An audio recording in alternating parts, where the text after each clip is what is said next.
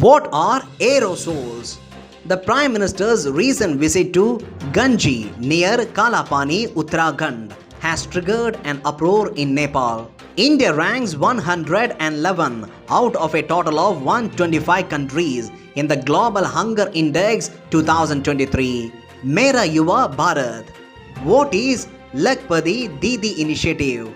India and Sri Lanka recently launched a ferry service across the Palk Strait. Tamil writer Shiva Shankari was presented with Saraswati Samman 2022. What is Special Leave Petition?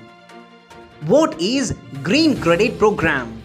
Rights Limited was recently granted the Navaratna status.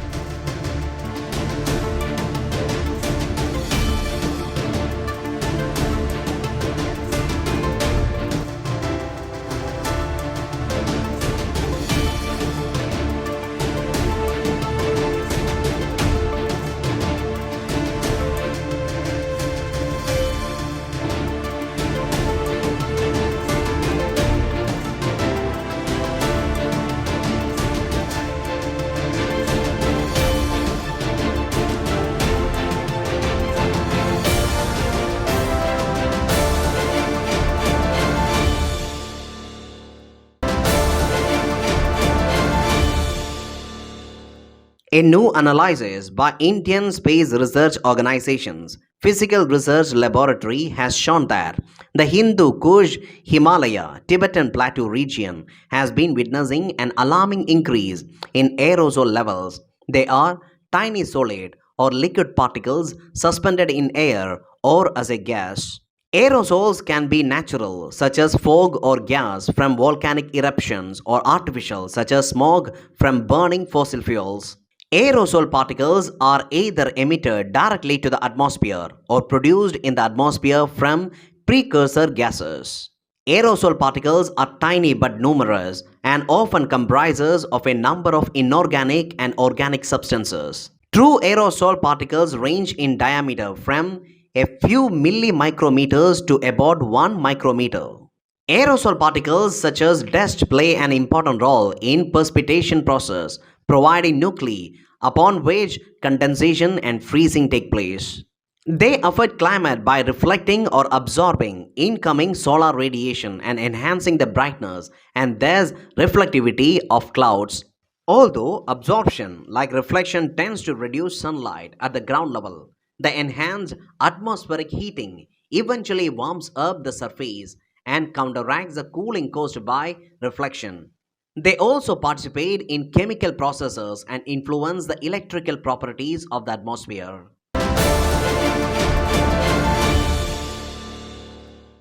Prime Minister's recent visit to Ganji near Kalapani, Uttarakhand has triggered an uproar in Nepal. It is located in the northern Uttarakhand. It is situated near the borders of Tibet and Nepal. The geographical area of Ganji village is 188.9 hectares. It overlooks Mount Api in Nepal. The people residing here are seasonal migrants. With the winters coming, people migrate to lower places in the same district. As per 2011 census, the village of Ganji has a population of 335 people living in 194 households. Ganji village is administered by head of the village who is elected representative of the village. The village is on traditional Indian Nepalese route to Kailas and Manasarovar. To visit Ganji, one has to obtain an inner line permit. Inner line permit is an official travel document issued by the Government of India to allow inward travel of an Indian citizen into a protected area for a limited period. It is obligatory for Indian citizens from outside those states to obtain a permit for entering the protected state. The document is an effort by the government to regulate movement to certain areas located near the international border of India. This is an offshoot of Bengal Eastern Frontier Regulations 1873, which protected the Crown's interest in the tea, oil, and elephant trade by prohibiting British subjects from entering into these protected areas. The word British subjects was replaced by the citizen of India in 1950. India ranks 111 out of a total of 125 countries in the Global Hunger Index 2023. It is a tool for comprehensively measuring and tracking hunger at global, regional, and national levels. It is prepared jointly by Irish Aid Agency Concerned Worldwide and German organization Welthungerhilfe. GHI scores are based on the values of four component indicators: undernourishment, the share of population whose caloric intake is insufficient; child stunting, the share of children under the age of 5 who have low height for their age; child wasting, the share of children under the age of 5 who have low weight for their height; child mortality, the share of children who die before their 15th birthday. The GHI score is calculated on a 100-point scale reflecting the severity of hunger, where 0 is the best score and 100 is the worst. India's ranking is based on a global hunger index score of 28.7 on a 100-point scale. This categorizes India's severity of hunger as serious. 2023 GHI score for the world is 18.3, which is considered moderate. Latin American and the Caribbean is the only region in the world whose GHI scores have worsened between 2015 and 2023. South Asia and African south of Sahara are the world regions with the highest hunger levels with GHI scores of 27 each. The Union Cabinet chaired by Prime Minister of India has approved the establishment of an autonomous body, Mera Yuva Bharat, My Bharat. It is an autonomous body that will benefit the youth in the age group of 15 to 29 years in line with the definition of youth in the National Youth Policy. In case of program components specifically meant for adolescents, the beneficiaries will be in the age group of 10 to 19 years. It will help in setting the focus of government on youth-led development and to make youth active drivers of development and not merely passive recipients. It will be launched on 31st October 2023 on the National Unity Day. The primary objective of Mera Yuva Bharat is to make it a whole of government platform for youth development. Under the new agreement with access to resources and connection to opportunities, youth would become community change agents and nation builders, allowing them to act as the Yuva Setu between the government and the citizens. It seeks to harness the immense youth energy for nation building. Mera Yuva Bharat, supported by a technology platform, would help to increase the youth outreach efforts of the Department of Youth Affairs. Prime Minister recently chaired a high-level meeting to review the progress made in realizing his dream of making 2 crore Lakhpati Didis in India. It was announced by Prime Minister in his Independence Day speech on August 15, 2023 to encourage women to start micro-enterprises within their villages. Under the Lakhpati Didi initiative, the government aims to train 2 crore women. The program is aimed at training women in self-help groups so that they can earn a sustainable income of at least rupees 1 lakh per annum per household. The initiative has been initiated by DAY NRLM, wherein each SHG household is encouraged to take up multiple livelihood activities coupled with value chain interventions, resulting in a sustainable income of rupees 1 lakh or more per year. Under this scheme, women will be trained in various skills such as plumbing, LED bulb making, drone operation and repair, and tailoring and weaving. After completing the training, women will be provided with opportunities to earn income using their skills.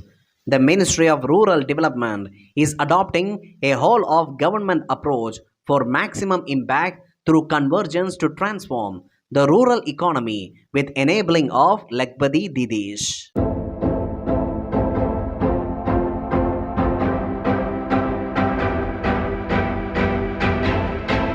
October 8, 1932, Indian Air Force was established. October 10, 1910, the first All India Hindi Conference was organized in Varanasi under the chairmanship of Madan Mohan Malaviya. October 12, 2008, Sister Alfonso of Kerala became the first female saint of India. India and Sri Lanka recently launched a ferry service across Park Strait under a new roadmap for greater connectivity. It is a strait that lies between Tamil Nadu state of India and the island nation of Sri Lanka. The strait is named after Robert Palk, who was the governor of Madras Presidency during the British Raj period. It is bounded by the south by Pamban Island, Adams Bridge, the Gulf of Mannar and Mannar Island.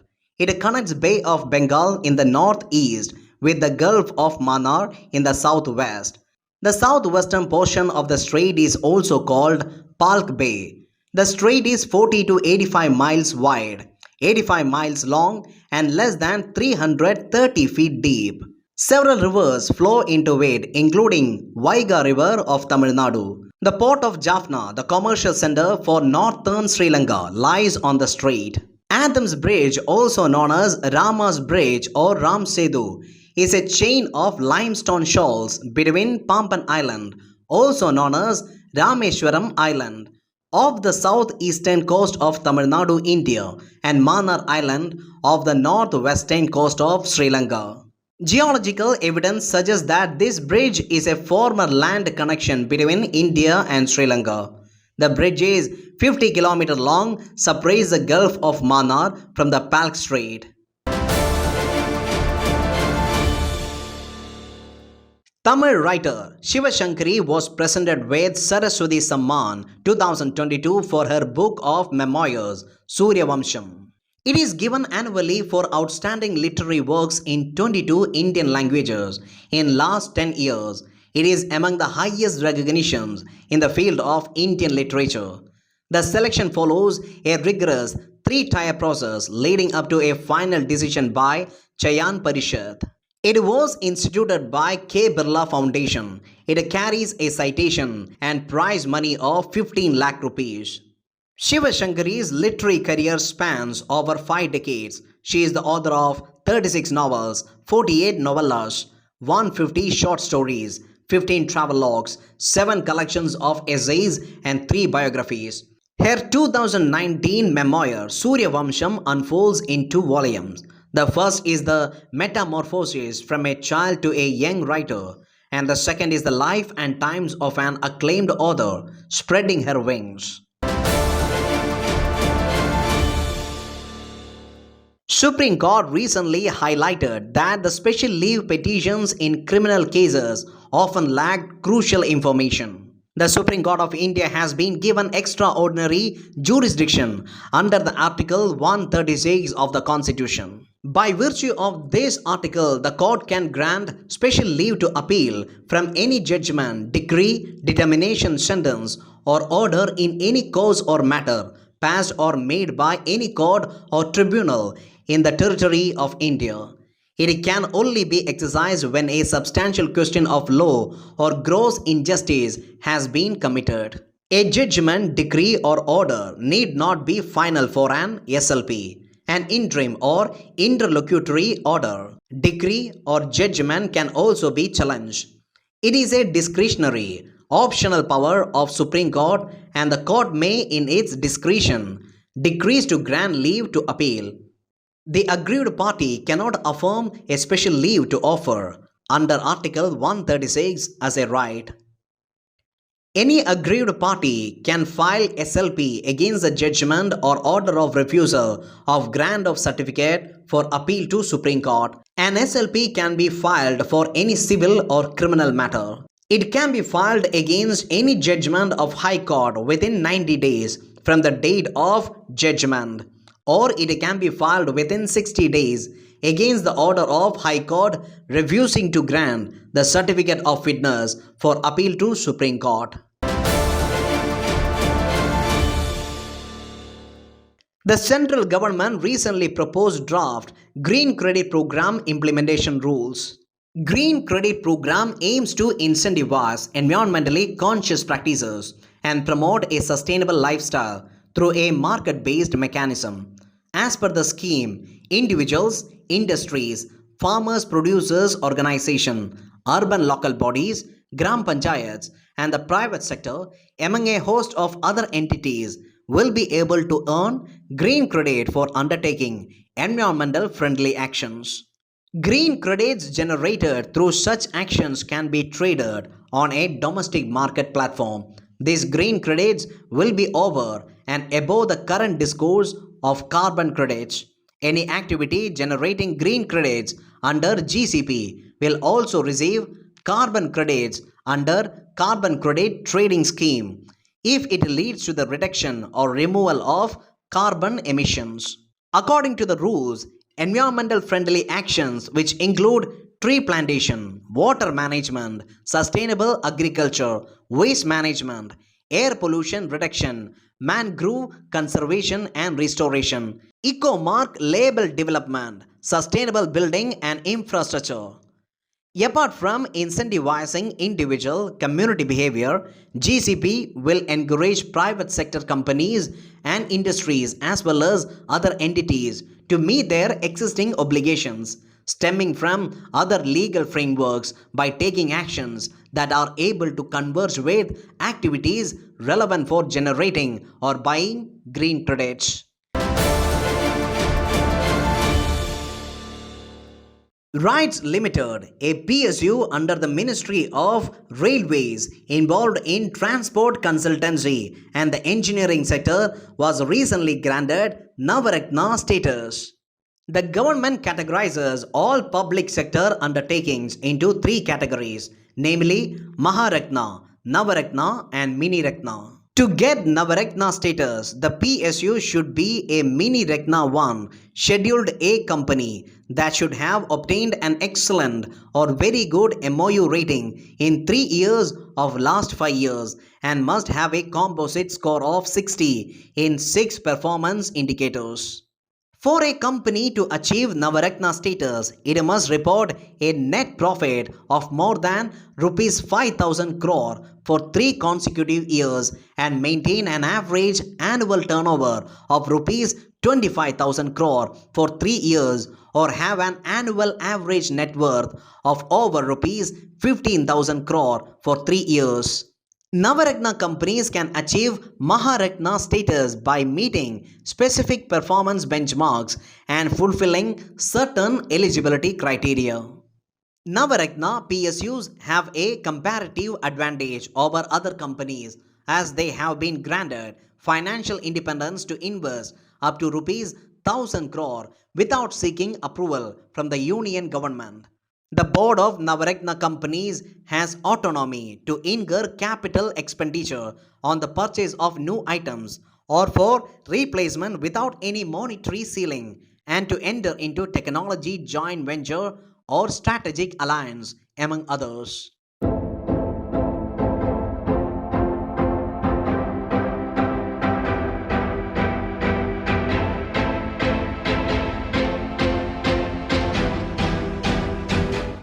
Ustad Amjad Ali Khan is an Indian classical sarod player best known for his clear and fast Ekhara tans.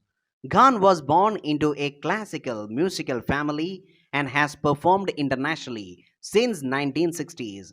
He was awarded India's second highest civilian honor, Padma Vibhushan in 2001, India's third highest civilian honor, Padma Bhushan in 1991 and Padma Shri in 1975.